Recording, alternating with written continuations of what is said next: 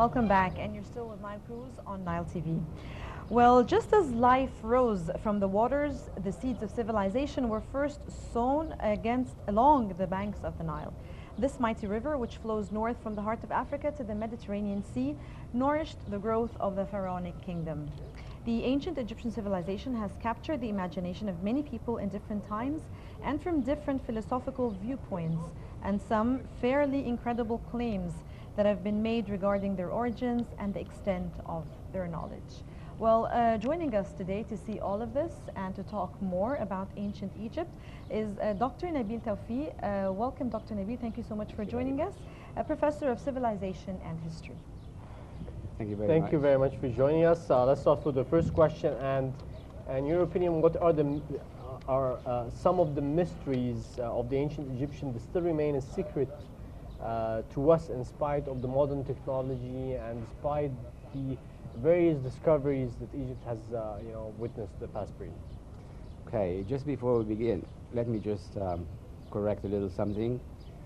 I'm a travel guide, a lecturer, and I'm a researcher in Egyptology. Okay. And I've been studying and researching for this subject for over 43 years. Wow. Regarding your question, there are so many aspects, countless aspects, about the ingenuity of the ancient Egyptians. What the ancient Egyptians have reached, we still haven't, in so many aspects of knowledge and science. Now let me give you an example. Maybe the best when we refer to engineering and construction, the Great Pyramid. If we could put the first picture, which shows the design of the inside of the Great Pyramid, it's pretty well known that it's the only wonder of the 7 wonders of the world which is still standing in position, and every other wonder is largely gone. Almost 480 feet high, a base which covers over 12 acres, 2,300,000 separate blocks, mount to the weight of 6 million tons. This is still one of the great mysteries. Until this moment. Up to this despite minute, all of the discoveries that happened around in spite of all it. of the discoveries, in spite of the great advance in engineering, in architecture, best known architects worldwide just agreed on one fact: the only architectural challenge is the Great Pyramid. Not only the way it's been constructed, not only the way the interior design is being planned, but you see inside the King's Burial Chamber, if you look at the ceiling of the King's Burial Chamber, there are enormous blocks of granite. Every one mounts to the weight of 20 tons. How could on earth raise blocks weighing or exceeding the weight of 20 tons up to a height of 70 meters without using cranes, without using any of the modern techniques, machineries, name it? There is no way it can be done today. And let me tell you a story. During the late 70s, Japan tried to build a miniature version of the Great Pyramid, built on a scale of 1 to 20. In other words, that would mount to the height of 7 meters. The Great Pyramid is 140 meters, or it exceeds that a little bit, 142 meters.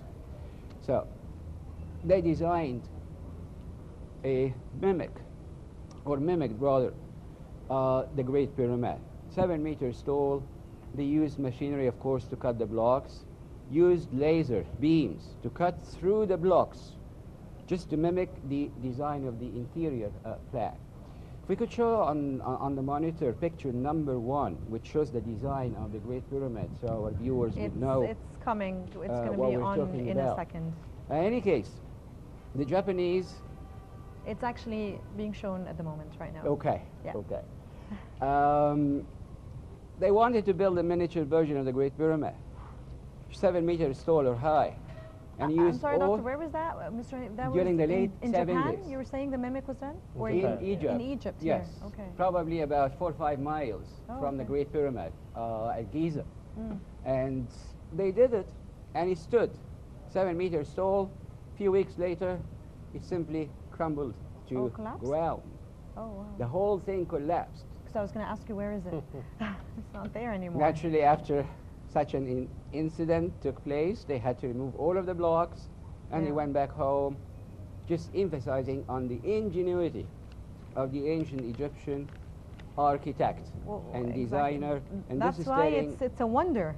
It I mean, is. because It is it's a kind of wonder. impossible to actually do it. That's why it's one of the really that's true. That is amazing true. wonders of And the this world. is why the great architects of today said that the Great Pyramid will ever remain the only architectural challenge until its time God inherits the earth and what's on it. Well, Dr. Nabil, I know you're calling for the reconsideration of a lot of widely known concepts. Is that right, about the ancient Egyptian Exactly right. civilization? Okay, if you can tell us, maybe give us a couple or two examples of those concepts that you're actually calling for the reconsideration, Okay. and what's the reason behind them, why you want to reconsider them? See, ever since we started studying or teaching the subject or the science of Egyptology worldwide, one of the worst mistakes, there are so many inequities, let's say, which must be rectified. And the worst inequity, in my personal opinion, is why it's being conveyed to us that the ancient Egyptian civilization and the ancient Egyptian religion was a polytheistic religion, Yep. was not based on the worship of one God, the Almighty. And that is absolutely wrong. I have gone through a lot of ancient Egyptian religious texts which talk about God being the one and alone. And in ancient Egyptian, in hieroglyphs, it sounds Wa, Wa, which means the one and alone. The ancient Egyptian texts refer to God being the creator of mankind and all beings. What is up in the skies? What is on earth? What is deep in the bottom of the seas? God is the all-seeing. God is wisdom. God is grace. God is omniscient. So in other words, the ancient Egyptians referred to what we refer to today as the 99 names or aspects and characteristics of the one God. And there is a reality, there's a dry fact that Egypt is a sacred land. This land, Misr, we're talking about, or Egypt, is been a foothold to many of the holy messengers of God, as of Prophet Sayyidina Idris, Prophet Sayyidina Ibrahim or Abraham, Prophet Sayyidina Jacob, Prophet Sayyidina Joseph or Yusuf, Prophet Sayyidina Moses and Aaron. Prophet Jesus came to Egypt. So this sacred ground was the foothold for all these messengers of God. And there's a reality. As long as God is resurrected a prophet or sent a prophet to convey a message to a group of people on a certain part of this world or earth, then that message must have been conveyed. And these people who have received the message of God must have believed in their prophets. And this is the real secret behind the ancient Egyptian civilization. This is the secret of the ancient Egyptian civilization. It simply goes back, or is due to rather, the presence of distinguished prophets in Egypt and the belief of the ancient Egyptians in all prophets of God and the unity of God. So there are a lot of concepts about the ancient Egyptian religions, speaking about, the sacred land, which is largely regarded as the polytheistic. How do you see this, and how far is it true? Okay. As I mentioned, the concept is wrong. It's 100% mistaken.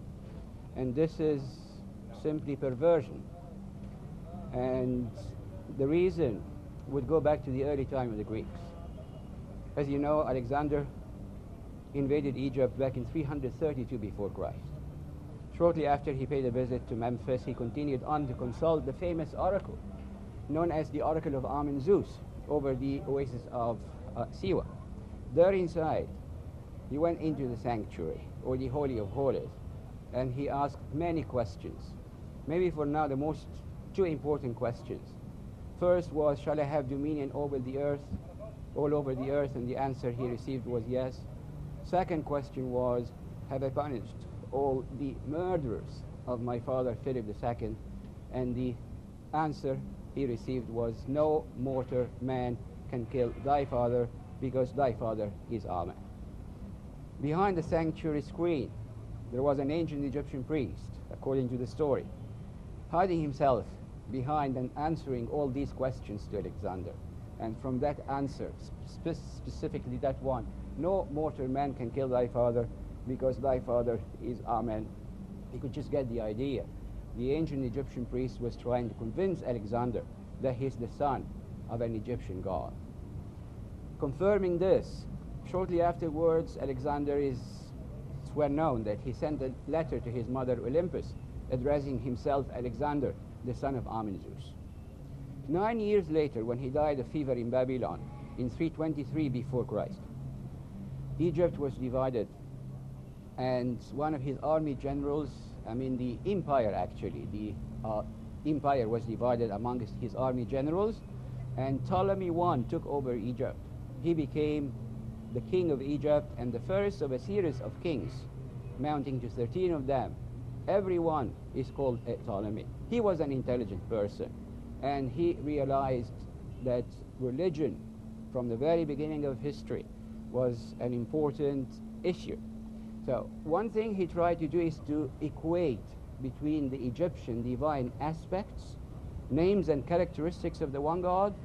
Dr. Nabil, we're actually showing the pictures at the moment on air, so if you'd like to comment on them. Okay, they're actually which picture are we showing? I'm sorry, I don't see it in the monitor.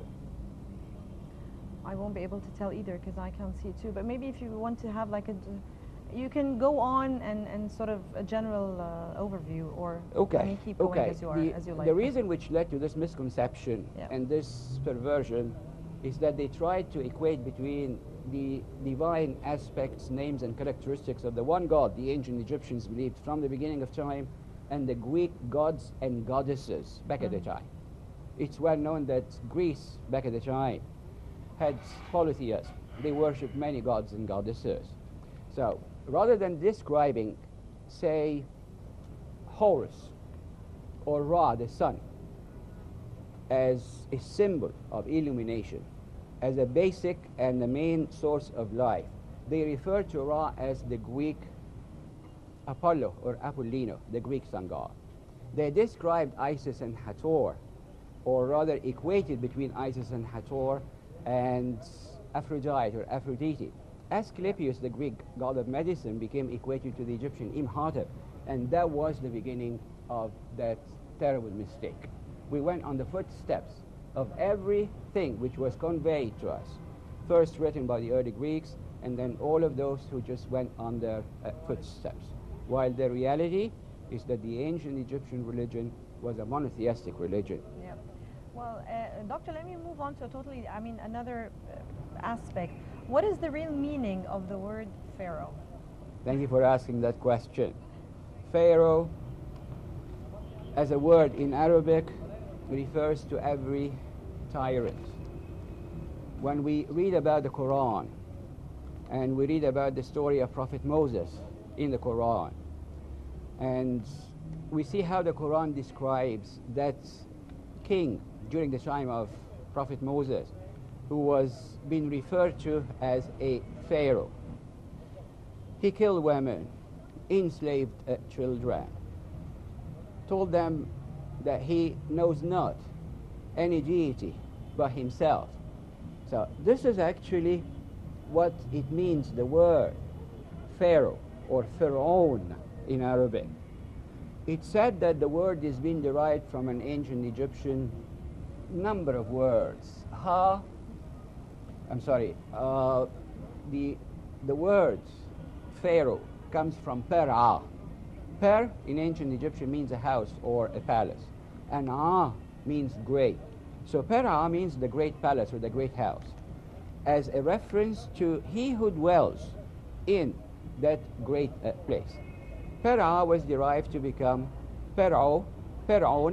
Pharaoh became the origin of Pharaoh in Arabic and Pharaoh in English, which means a tyrant. And that can never be said It means to be the large house. Yes, it originally meant the larger, the great house.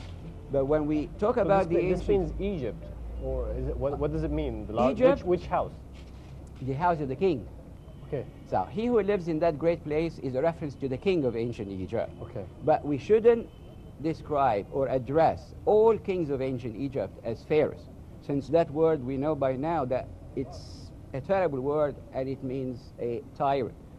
During the time of Prophet Joseph in Egypt, and when we read the verses of the Quran, we see that the Quran verses refer to the king of Egypt addressing him Al-Malik, Qal Al-Malik. The king said, when they are addressing, or the verses are addressing the prime minister of ancient Egypt, they refer to him as Al-Aziz. So they didn't refer to the king back at the time, during the time of Prophet Joseph, as a pharaoh, didn't refer to the prime minister by today's standard as a pharaoh by the word Al-Aziz. So we shouldn't actually address all kings of ancient Egypt and consider them as tyrants or pharaohs. Yes, all right. Finally, Dr. Nabil Tawfiq, Professor of Civilization and History and also researcher and a lecturer and also a tour guide. I'd like to thank you very much for joining us. Thank you very much. Today. Thank you very much. Let's now move to the upcoming segment with Abir Mutwalli and the tourism touristic as magazine, well, related to our segment, and a lot of ancient discoveries. So let's go and have a look.